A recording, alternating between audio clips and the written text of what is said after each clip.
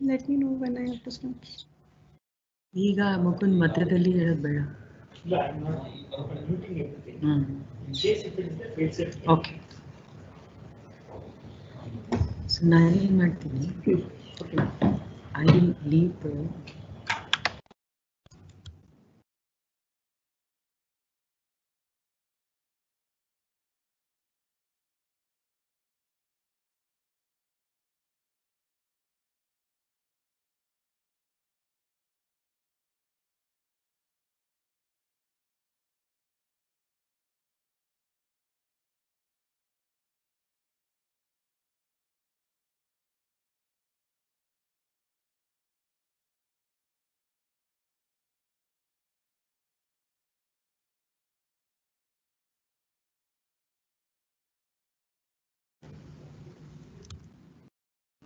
Good evening, everyone. I'm Dr. Shweta Sharma, and on behalf of Development Monitoring and Evaluation Office, I would like to welcome you all to today's session of the DMEO Conversation Series.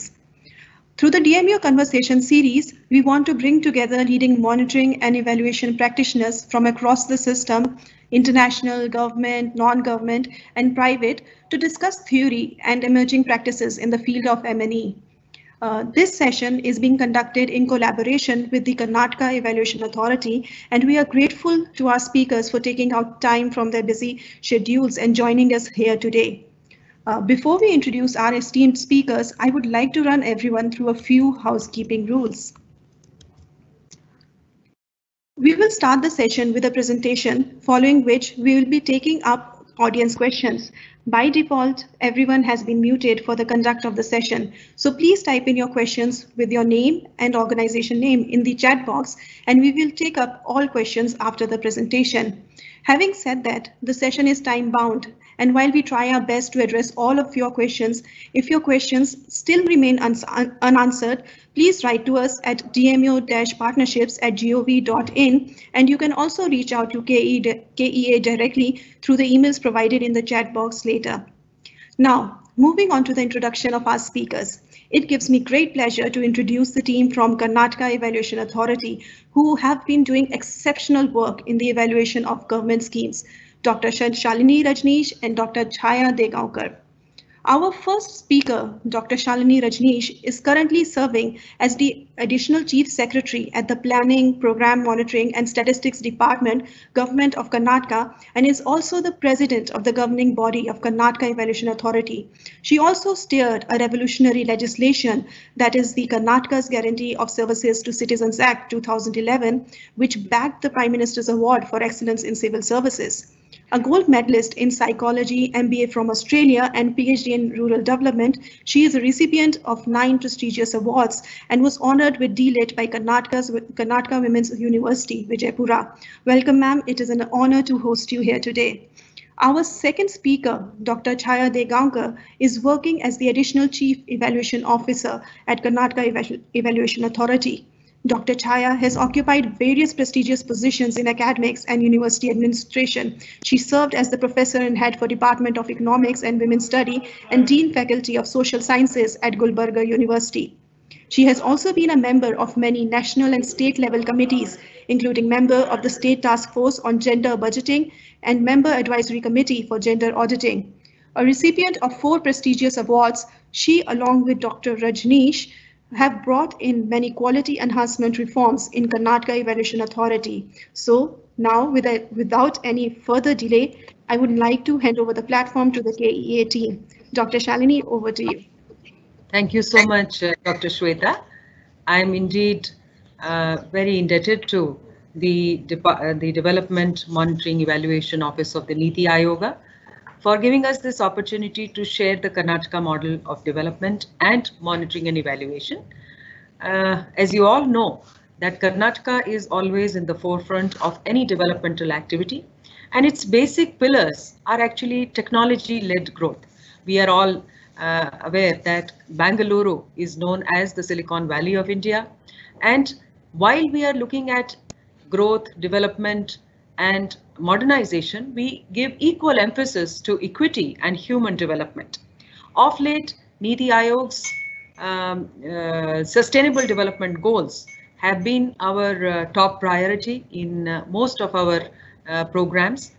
We also steer the participatory process of planning and development with the help of all the government departments on one hand and partnerships with other stakeholders, be it from the public sector, private sector, academia, or the corporate affairs.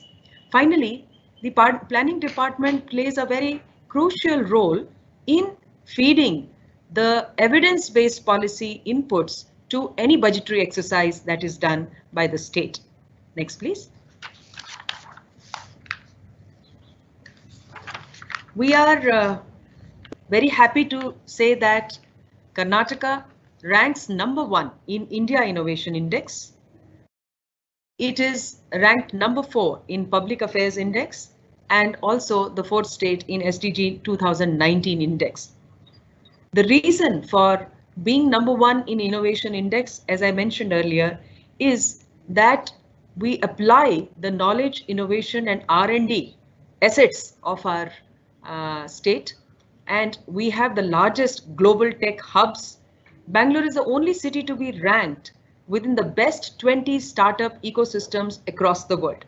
And I'm very happy to share that many of our developmental programs, particularly the SDG related goal gaps, we address to about 10,000 startups, and we ask them to come out with innovative solutions, because if we were to continue in the same way as we've been doing in last 60, 70 years, maybe we will not achieve our 2030 goals because the time is very short and the gap is very huge.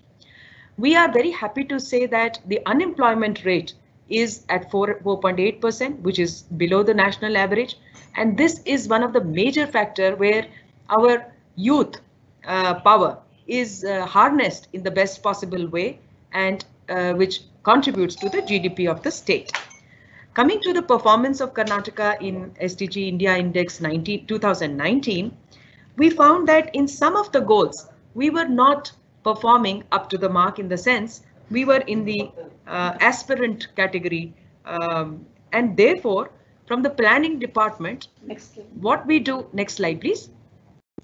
What we do is that we sensitize the concerned government departments through the Chief Secretary about looking at those indicators which are performing less than the national average or where other states have done better.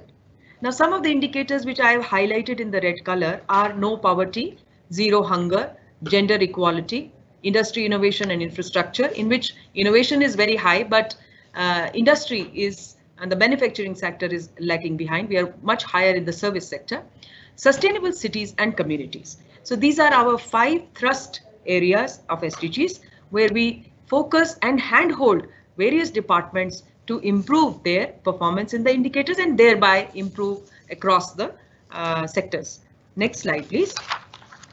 When we look at what are the factors which contribute to the developmental outcomes, I'm again indebted to the DMEO, where a new approach of measuring the outcomes instead of outputs, mainly which was expenditure in both central as well as state cases. We used to measure achievement through expenditure or at best the numbers. But outcomes is a very new methodology which DMEO has envisaged, and I'm sure it will be institutionalized in the days to come. So we're looking at various ways to make and sensitize our officers of different departments to tell them it's not just numbers which are important, it is the quality of the impact that you make on the citizen's life, which is important as and is more commonly understood as an outcome. What does a citizen have to gain once a scheme of the government is brought into force? One simple example which Shweta also mentioned in the beginning was Sakala. It's a time-bound provision of public services. So we've got about 1,000 services of the state government. Almost every service has been given a time-bound approach. And if the government servants fail to deliver that public service to the citizens, they pay the price for it. So everything is documented. It is all online. With the result, the citizen feels that, yes, this is my government. It is working for my welfare, and therefore the participation and the confidence of the citizens in this exercise of developmental administration increases.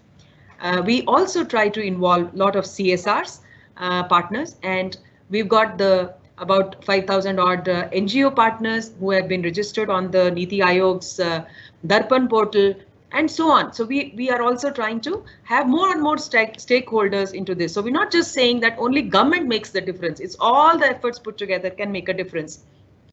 And last but not the least, it's the knowledge partnership, particularly for the data mining and data analytics. So we are fortunate to have triple IT Bangalore, and we have PAC, Public Affairs Center in Bangalore, and we have a tripartite agreement wherein all the data that is flowing from different departments is put it into huge data analytics, and we are able to do a lot of prediction analysis, and finally we are able to tell the departments that, look, this every penny that you put into a particular program, this is going to be the yield for it. Therefore, the decision has to be a very, very informed decision whether it is worth putting my money into a scheme which is already running.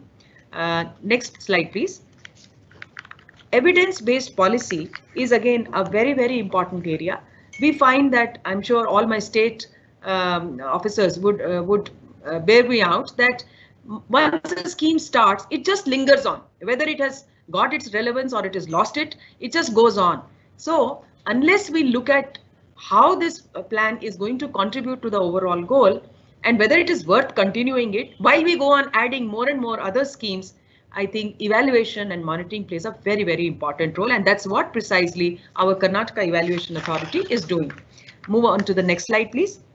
Normally, what are the criteria we use for doing project evaluation? So there's a process. There's an input in terms of the scheme funds, material resources, human resources, etc. They do certain tasks. They create some products and services. Then we look at the intermediate effect of these inputs on the clients, which is citizens, and also the long-term improvement of the society at large, where SDGs come into being. Then we look at these 6 important indicators, that is, whether it is relevant, it's efficient, is it effective, does it have an impact, positive impact, is it sustainable, and is it contributing to equity. So with all these parameters, any program that gets evaluated is able to give us the confidence that whether we should continue it or we should modify and give it a new shape. The evaluation policy, next slide please. The evaluation policy in Karnataka came as early as 2000. In this, every scheme which is above 1 crore had to be evaluated at least once in a plan period, that's 5-year period. Every scheme was mandatory that you should keep 1% of the amount for evaluation. Otherwise, most often the departments say we have no money for evaluation. They have kept the entire money for only implementation. But evaluation is equally important and just doesn't cost much. The outcomes have to be used for improving the program design and delivery so that every penny that we spend from the taxpayers' money is justifiably utilized. The justification is very important if it has to be continued beyond the plan period. I must admit that although this policy was put in place, not that we have been able to do it 100%, but we have been able to do it to a large extent, and Dr. Chaya will show you how different evaluation programs led to different changes in the program delivery. One very important program which I would like to share is that not only state programs, even the central programs we have been evaluating, and one of it is Beti Bachao, a very popular program of the present government. And we found that with 2 years intervention of this program inputs dramatically created the change in sex ratio. Earlier it was 40% girls being born and 60% boys. After 2 years of intervention, we found it was 60% girls and 40% boys. This was, amazing. So our year-long, for ages, we have been fighting with this problem of gender ratio declining. If only the attitudinal changes in the population, targeted population is brought, I'm sure great amount of changes are made. I will now hand over to Dr. Chaya. She will take you through the journey of KEA. Dr. Chaya.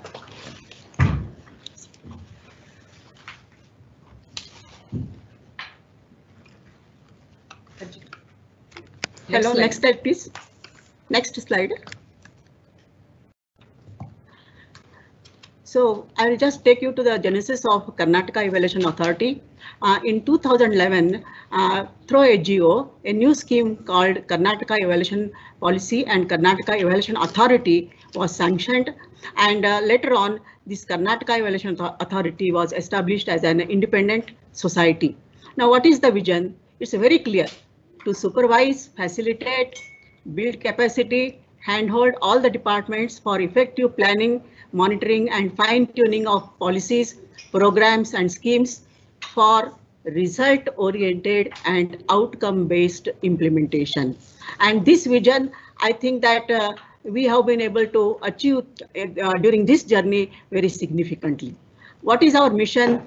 Prescribing standards of policy and program formulation, monitoring, evaluation and refinement, institutionalizing enabled machinery backed by adequate financial resources and informed procedures to facilitate, supervise and enforce timely, useful and accountable evaluation. You will see in the next slides that how transparent is our evaluation, how the quality is monitoring at every stage takes place.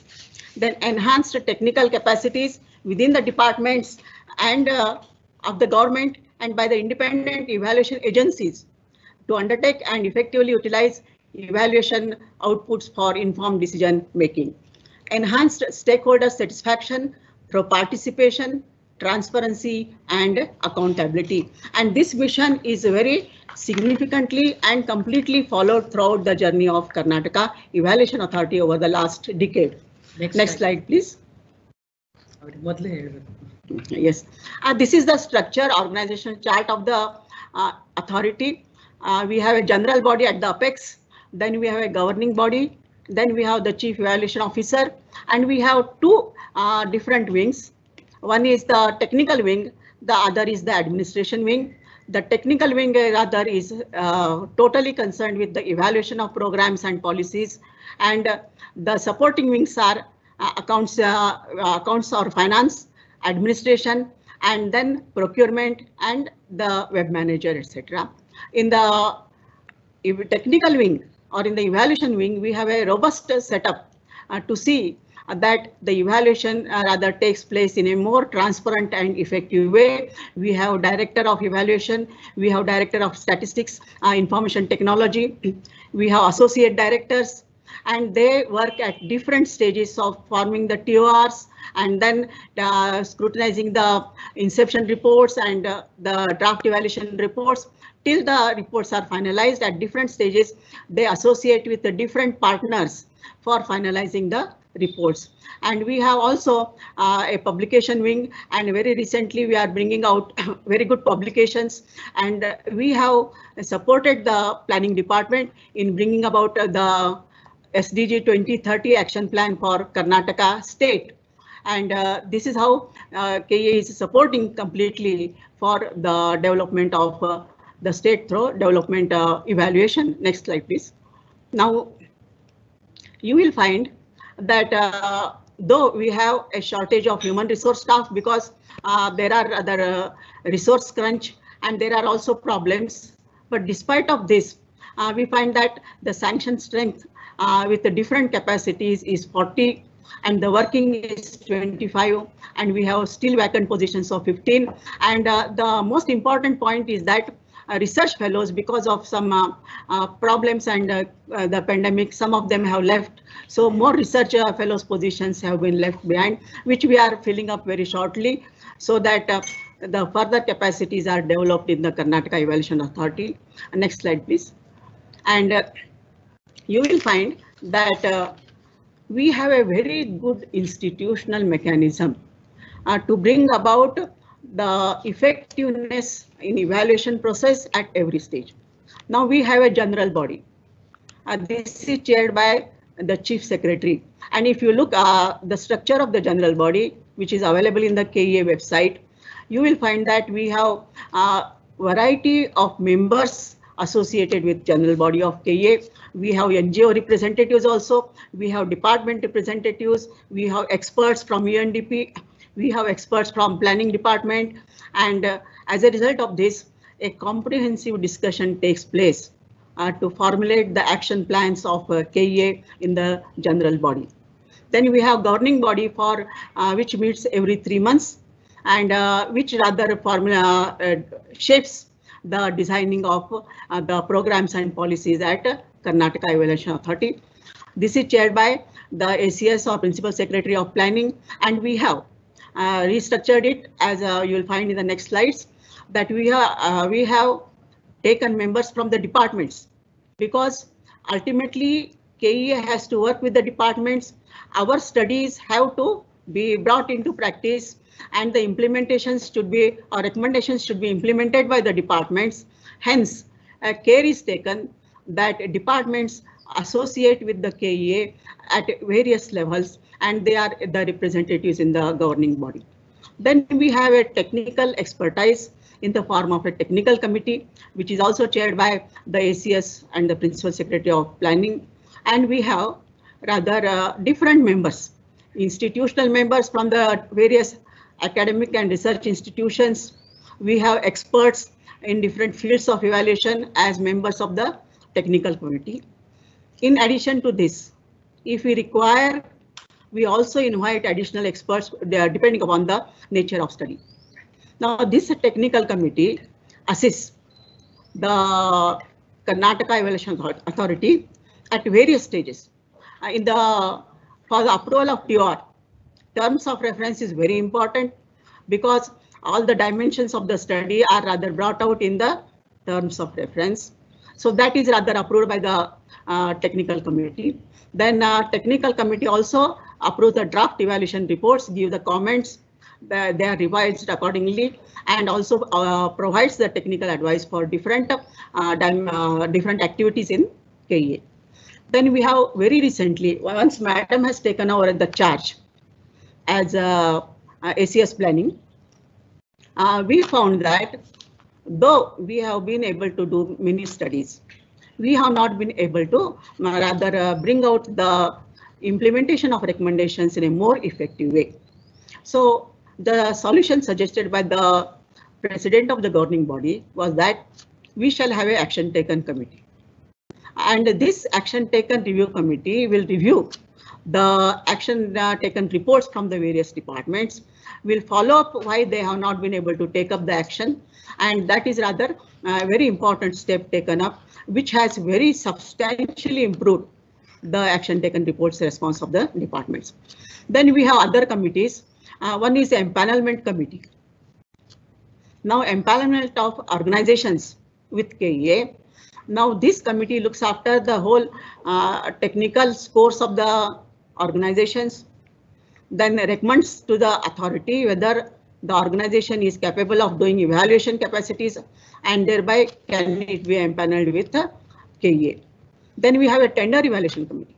Now, this is very important because once the proposals are received by different organizations, how to decide the competing strength of the organizations, we have a robust tender evaluation committee where, depending upon the nature of the proposals or the studies, we invite expert members to the tender evaluation committee, and you will see next slides that how the evaluation takes place. Then we have a sampling committee. We have a sampling committee because we don't leave sampling processes to the evaluation organizations. It is quite possible that they may take some convenient sampling, or they may rather have a different do as it is framework when they go to the field. So we should have a proper scientific sampling so that the results that we get are representative. So therefore, we have a sampling committee that rather finalizes the sample with in consultation with the departments, the agencies, the scientific nature of the study, etc. And the sample is rather given to the evaluation organizations. In addition to this, we have empaneled organizations which are 35 in nature, and very good organizations. You can go to the KEA website and you will find that many important organizations are rather empaneled with KEA. Then we have independent assessors, and we have also subject experts. So next slide, please.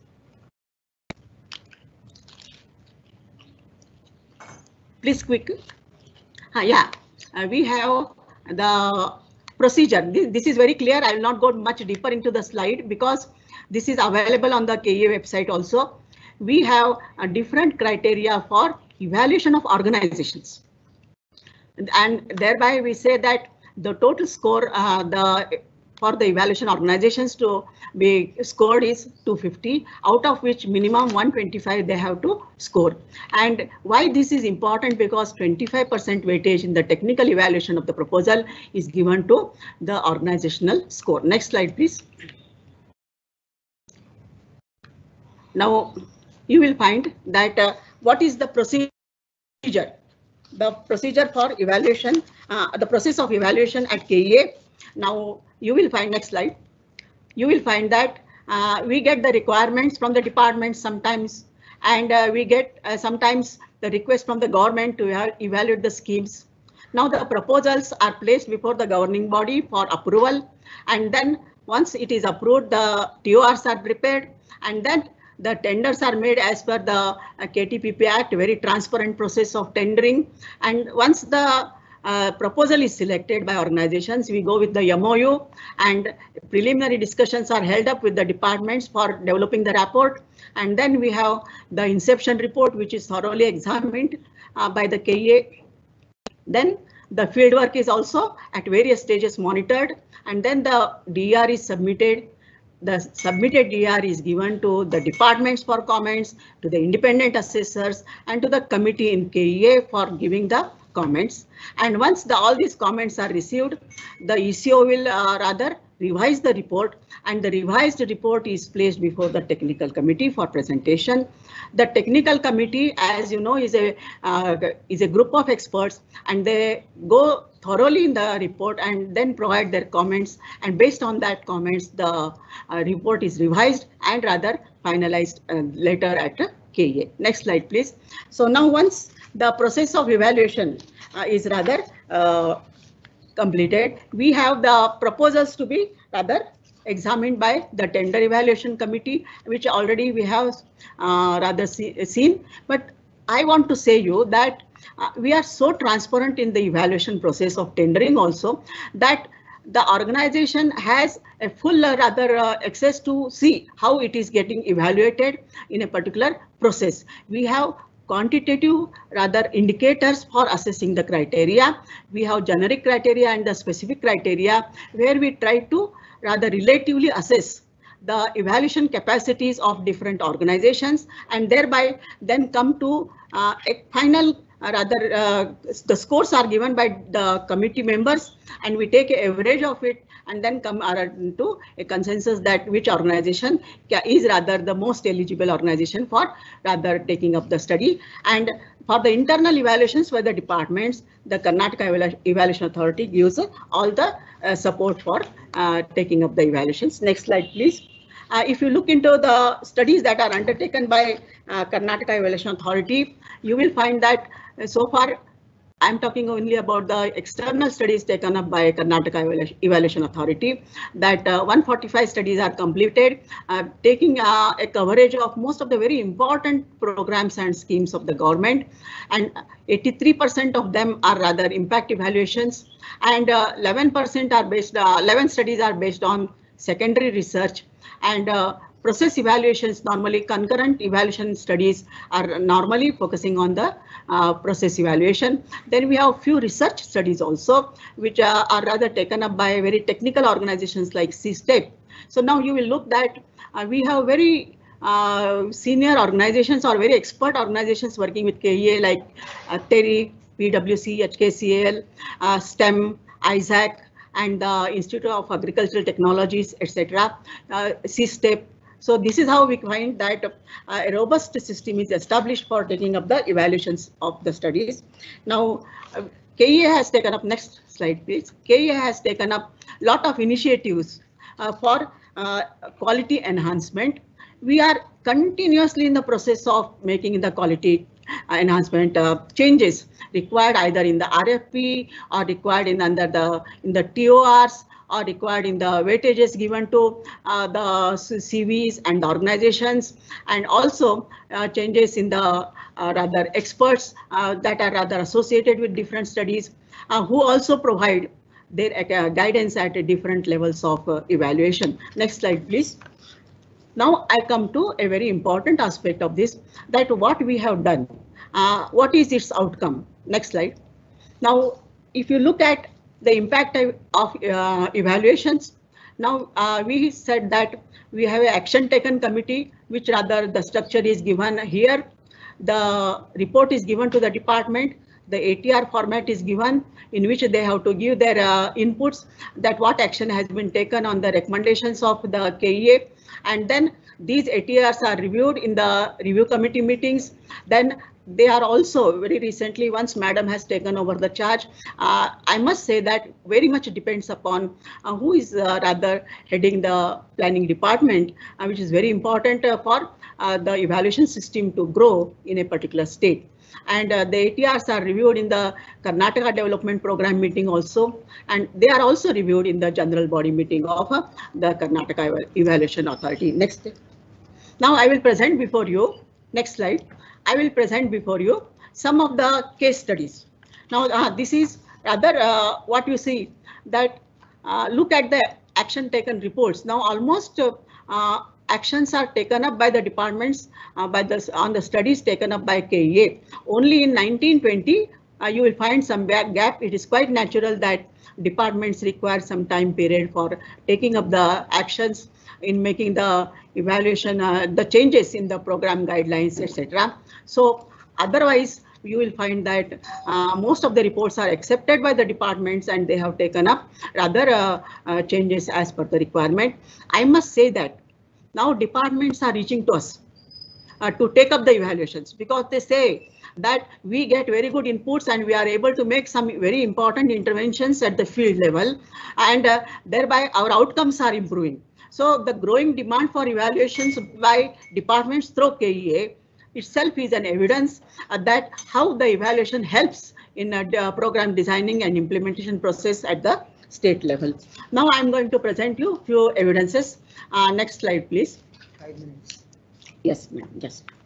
Now, very quickly, we'll say that we had evaluated a Devdasi system program and Devdasi rehabilitation program. We said that the report said that the pensions they are getting is very meager. They are not able to make a livelihood, etc. There is no sustainable policy for their empowerment, etc. And accordingly, you will look into the recommendations, the action taken reports.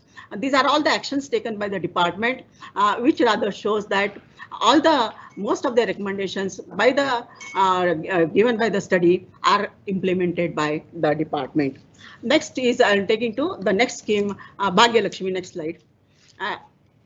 This is very important, that very recently you might have seen the Hindu paper on October 23, that this Bhagya Lakshmi scheme, as Madam was talking about Beti Bachao, on the one hand Beti Bachao is central scheme, Bhagya Lakshmi is state scheme. Both of them have been working together to change the gender attitudes in the state, and we have a very important significant change in the attitudes of the people.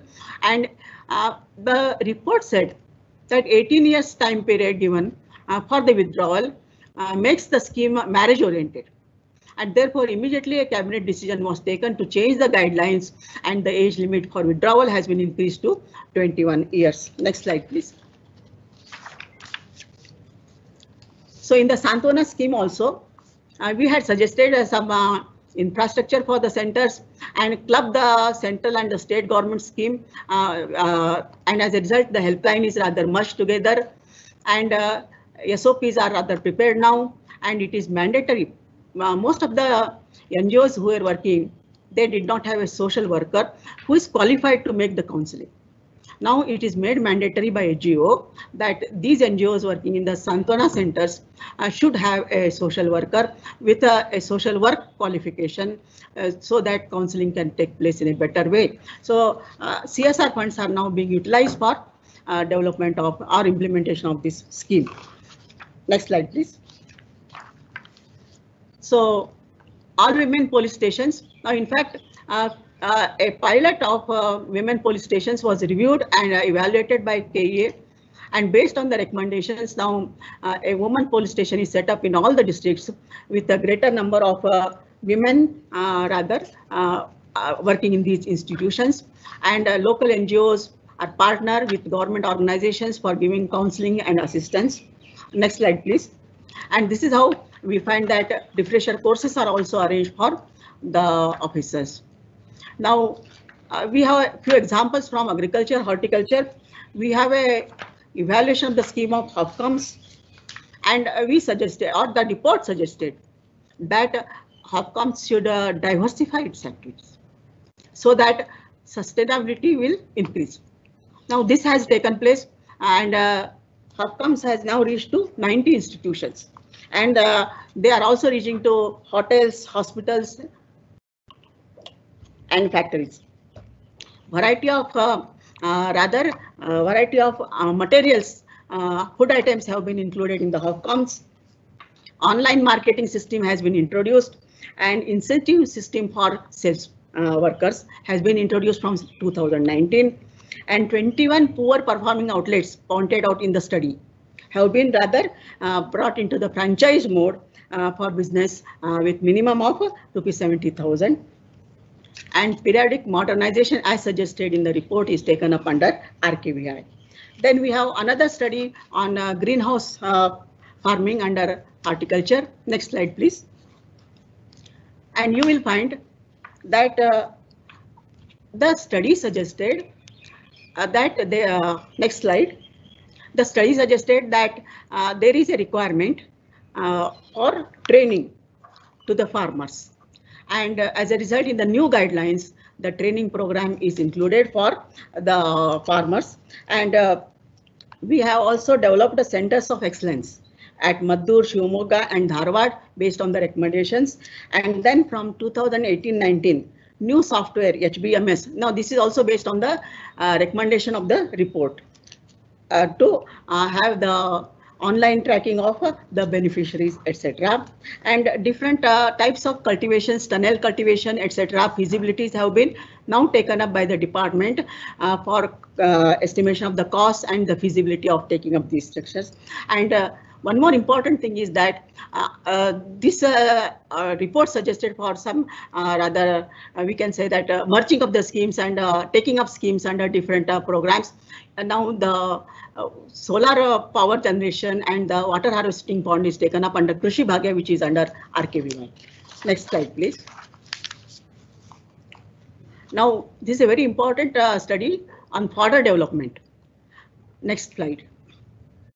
Quick, please. Next slide. So now in the fodder development program, now in fact one of the very important constraints that the report brought out was that the shortage of fodder is one of the very important constraints for livestock development in the state, and hence it suggested different measures for taking up the fodder development scheme, establishment of different variety of perennial fodder demonstration plots, which has been now taken up by the department.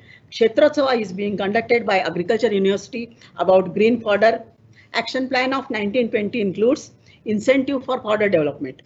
An incentive of ₹5,000 per farmer is provided by the department during the year 1920 towards procurement.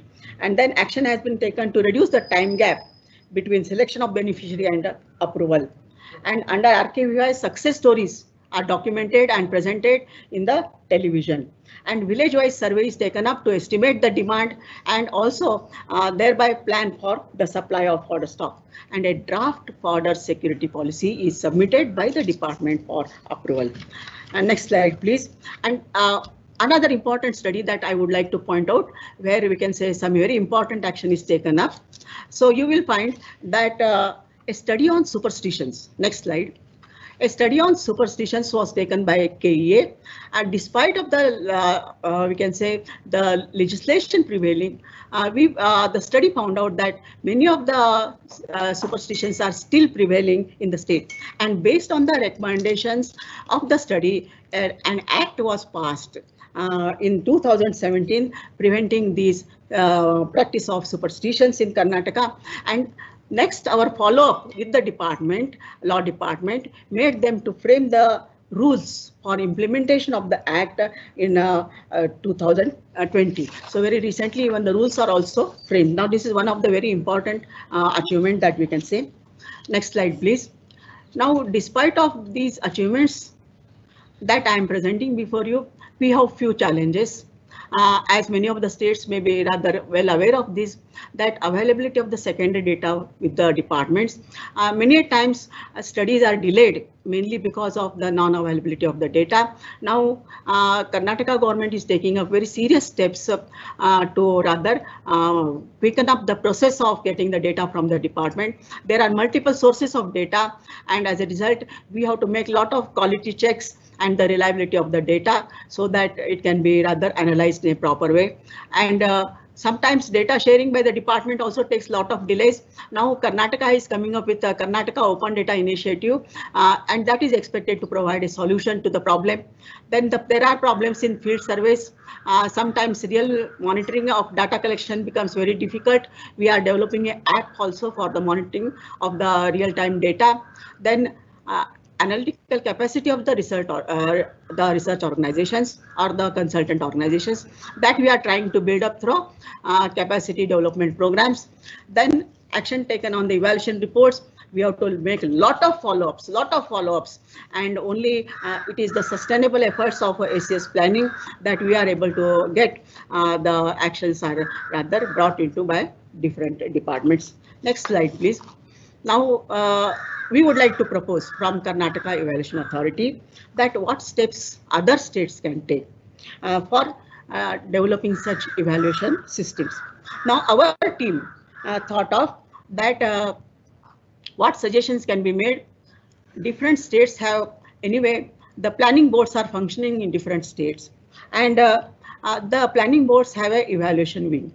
Now, we suggest two different models. One is that the same strengthening of the evaluation division can take place with a more technical expertise and transparency in evaluation as in the DMEO model that is we are working with the NITI Aayog, or converting the evaluation division into an independent evaluation authority that is AKEA model. Now both the models have their own rather benefits and comparative costs also, but we can say that the more independent the system is, the more better outcomes can be expected from evaluation. Then the building up the evaluation capacities in both the models, we can rather build up the partnerships with the academic institutions and international organizations where we can rather say that the capacities can be built up. What assistance we promise from KEA, that KEA is committed to share all the basic material. We have developed a lot of material for evaluation. We are ready to share with the different states, and we are also ready to offer technical guidance for establishing evaluation systems in the states for evidence based policy and for maximizing development outcomes. So KEA is full open to help all the other states to rather establish these systems in future. And we have a few highlights, just a running slide next, that how continuously we are working on developing the capacities. We have very regular workshops and training programs every year. Good experts are invited from different fields for the workshops and training programs, and capacity building is a continuous process. As you know, evaluation methodologies are changing every day, almost in the dynamic world, and therefore accordingly the training needs are identified and the capacity building workshops are taken up even for the departments to identify the evaluation issues, develop the concept notes.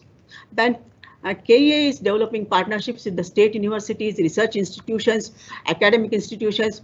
KEA completed one study with the foreign university, Haas School of Business at University of Berkeley on the attendance data report, and that has brought out very important insights which has been shared with the department. Then in-house studies are taken up for building up the capacity of the young research staff, and field visits are rather taken up very frequently to monitor the facts in the evaluation studies, and a very robust internship program for capacity building of the young scholars has been taken up. More can be shared with regard to this during the discussions. Thank you. Shweta, over to you. Hi, Shweta. Thank you, Dr. Thank you, Dr. Chaya. It's extremely insightful presentation. And we would like to thank you for the forward-thinking approach that is being taken by the KEA, which is extremely on track, and we hope to learn from you and try to bring some of the best practices into our culture here at JMU. And there are a lot of questions from the audience, so I'll be taking them one by one now. The first question is from Ms. Neeta Goyal, who would like to compliment you on focusing on outcomes and evaluations. Her question is, how do you ensure that the evaluation findings are used to inform or adapt policies and programs? As I mentioned to you that the Chief Secretary of the state is put up with all the recommendations, and we have one-to-one dialogue with the relevant secretary, right? And then they have to take it up with the concerned minister and come back to us in a time-bound manner about the decision taken. So more or less our experience is that the specific suggestions which have been made, almost I think 80 to 90% have been accepted by the department. Because majority of them, don't really entail a lot of financial expenditure. It's just the procedural, corrections that are being sought. And I'm sure everybody is interested in a better outcome. So we find it very easy. So this is the method. And every month we have a review meeting of the Chief Secretary about other schemes and programs with all the secretaries. So this is one of the agenda. So whosoever has not given the update is pointed out by us. And then obviously they don't want to give us this opportunity in the next meeting. So they do it in time. Thank you, ma'am. Ms. Neeta Goyal, if you have any follow-up questions, please feel free to add them to the chat box on the right. The next question is from Mr. Manoj Kumar Mishra at the Department of Economic Affairs. He has a couple of questions. The first one is, how do you ensure the changes in targeted population are attributed to the program? How do you ensure changes in targeted population? Changes in guidelines and So we ensure, you see, that is the beauty of the outcome-based approach. So we look at what is the new target group. Let us say we're talking about e-mandis to be connected. So we know now our target group is 268 e-mandis, and we say that, all right, do we take 1 year to complete or do we take more than 1 year, and so on. So we have in the Department of Statistics almost 1200 parameters on which we keep an online data monitoring and data updation with a GIS portal. So we refer to that indicator, and not only that, it's not just a compilation, but we also do an analytics by saying that, let us say this is the state average. For example, the productivity of a crop A, and we say that out of 250 talukas, 10 talukas or 20 talukas are much below the state average. Therefore, our target group for this particular intervention will be these 20 talukas. And we also develop indicators with weightages. So we say, all right, among these 20 talukas, this is the poorest performer, therefore higher weightage in terms of amount to be given. So very scientific way of giving, and everybody's quite happy with it. The cabinet approves all these indicators, cabinet approves. Okay. So ma'am, it is generally believed that evaluation agency, it should be at an arm's length distance from the government. And in this context, Mr. Mishra also would like to know that do you face difficulties when committees are headed by secretaries or chief secretaries? As Dr. Chaya mentioned just now, that it's an independent authority. It's an authority. Of course, we have an officer who heads it, but the experts who are there are majority. So he cannot be, an agent of government. He is certainly overpowered by the experts, and everything being so transparent and open. I don't think anybody can really, have a dent on it.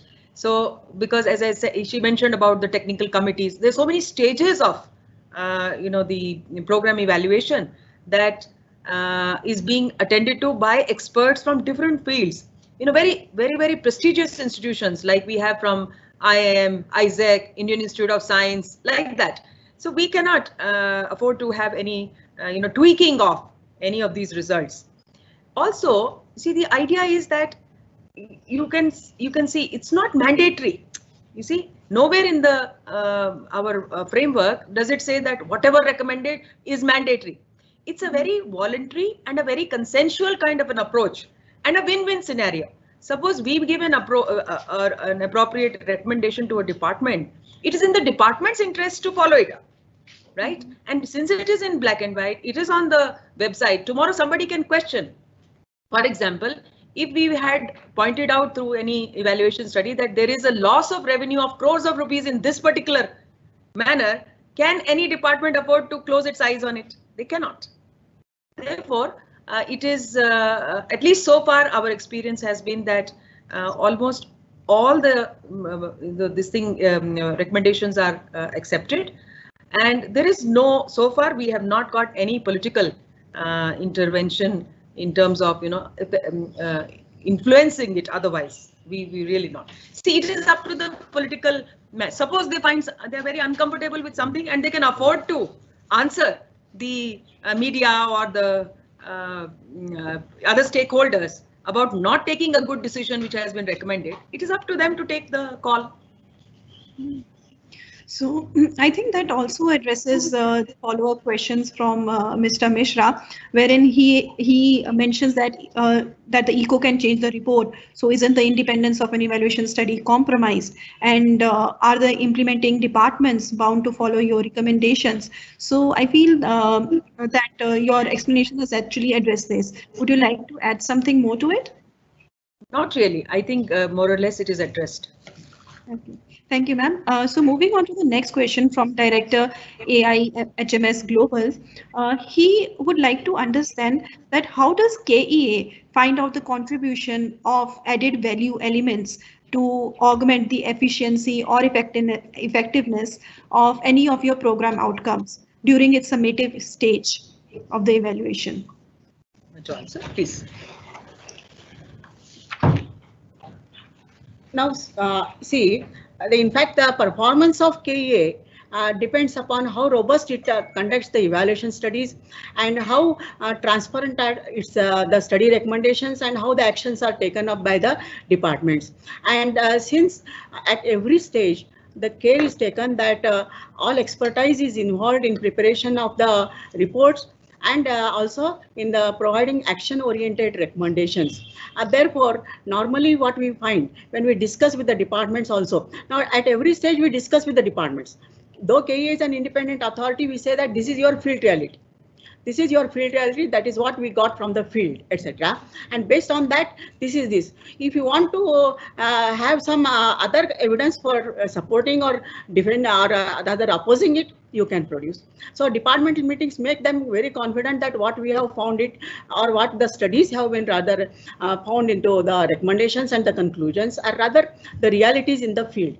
And most of the departments nowadays are accepting that yes, this is a really the field reality, and let us think of having some action on it. So that is how we find that in recent years, especially the Karnataka Evaluation Authority rather has been able to contribute substantially to the government policy, mainly because that most of the departments also are supporting. That's what I pointed out, that now they are coming to us.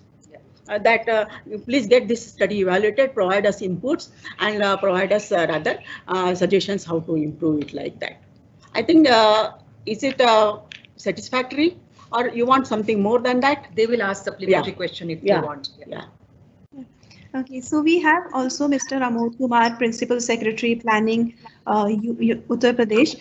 So he would like to ask as to how do you ensure the quality of report, especially from independent assessors and subject experts? Do you mandate a framework or a particular methodology that is to be followed? Yes, see, we have very objective criteria for evaluation of the reports also. Now we don't leave the independent assessor also. For every study, we ensure that once the draft report is submitted, it will be first scrutinized at KEA. We have an expert committee within KEA with the expertise, and we look into what is the rather the structure of the report and etc. and the recommendations. After that, we collaborate with the departments to share the findings. Then we have independent assessors who are independently working in that field. The person who is expert in that field is selected for evaluating the report. And even the evaluation criteria is very objective, quantitative in assessment. We give them, for example, look into the executive summary. What are the gaps in executive summary of this? The indicators framework, whether the indicators framework is appropriate for the study, whether the analysis that is taken up is adequate to support the evidences. So these parameters are given to them for assessment. And based on these parameters, they do the assessment and provide that this analysis rather needs to be further made robust, or this analysis should be rather further refined, etc. All these suggestions are given to the person, the ECOs, and then technical committee also. See, they also give, the reports are shared well in advance with the members, and they are also given that you have to work on these criteria in the evaluation reports and provide us the suggestions for any changes that are required. And the technical committee members, if you look into the structure of the technical committee and the existing members, we have from IIM, IISc and all on our technical committees. Now they provide a very robust suggestions for making improvements in the quality. So that's why I'm very proud to say that in the last 5 years, we have taken significant efforts with rather support from the planning department, that how best quality can be produced in the evaluation reports. Thank you, ma'am. So we have two more questions from Mr. Amod Kumar. One is, how do you sensitize, convince politicians and senior bureaucrats about the importance of evaluation and evidence-based policy? And are you able to get and utilize the 1% budget for the evaluation of any scheme? As I mentioned, that to a large extent, we have a very cooperative attitude because it's the stated policy of the government. See, once it is a policy of the government, everybody is bound to obey. Therefore, we don't really have to, go out of the way to convince people. They come, as Dr. Shah is mentioning, looking at the advantage that they're getting out of these reports. They are coming to us saying, take the money and please do it. So we are, in fact, we are very selective in prioritizing which particular area we should be really focusing our energies on. We can't take 200 studies at the same time. We prioritize. And coming to, the other question was? That was, are you able to utilize the 1% budget for the evaluation of any scheme? Yeah, so not everybody, as I admitted in the beginning itself, that not everybody is keeping 1%, right? I have about 1,300 schemes in the state, so not everybody is keeping 1%. But when we take up a scheme for priority evaluation, they come out with the budget, that is one. And to maintain the independence of this authority, there is a budgetary allocation made by the finance department. So 8 to 10 crores approximately is given every year to them, so that you are not dependent on that department, right? Sometimes it happens that a department which is paying you the money then wants the way it wants the report, right? They run the show. That's not the case. So for maintaining the independence of the KEA, it is the budget provided in the money provided in the budget itself by the state government, lump sum. And it is up to the technical authority and technical committee, the governing body, to decide and prioritize which areas are areas of concern. And finally, of course, the Chief Minister and the Chief Secretary, they are the ones who tell us this is the area which needs to be evaluated on top priority. Okay, ma'am, so we have only 2 minutes left. So maybe I'll just take the last question, which is from Paresh here at DMU. So he would like to express his appreciation for the very systematic approach of addressing the M&E challenge that KEA has adopted for running of the government programs. So he would like to understand your opinion on what has stopped other states in replicating this model. Is it intent or is it capacity gaps? I think they were waiting for DMEO to initiate this. Normally, any good practice to be, replicated in all the states. So some national entity has to take it forward. I'm sure this webinar, this conference will go a long way in, convincing other states to take up this. Thank you, ma'am, for that answer. There are actually a lot more questions, so probably we'll be sharing them offline with you. Sure. And I would also request the audience to email KEA directly. We are providing the email address in the chat box, so you can send in your queries directly. So as we are moving to the close of this session, I would like to thank Dr. Shalini and Dr. Chaya and their team for collaborating with us and for sharing so many insights and learnings. And we have so many questions, so we'll be reaching out to you also in the future. And I would also like to take a moment to thank our DMAO Conversation team members for all the background work that they have been doing. I would like to thank our DMAO senior leadership for their support and guidance in this DMAO and DMAO Conversation series. And last but not the least, I would like to thank all the audience for attending and engaging actively and bringing all their questions to the seminar. So we will also be sharing a feedback link with the participants. So please do write to us to let us know what worked and what didn't.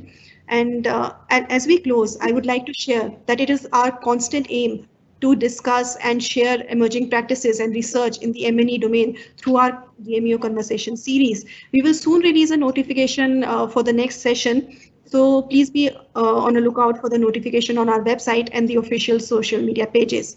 So thank you, ma'am, and thank you. Thank you for giving us the opportunity. Thank you, ma'am. Yeah.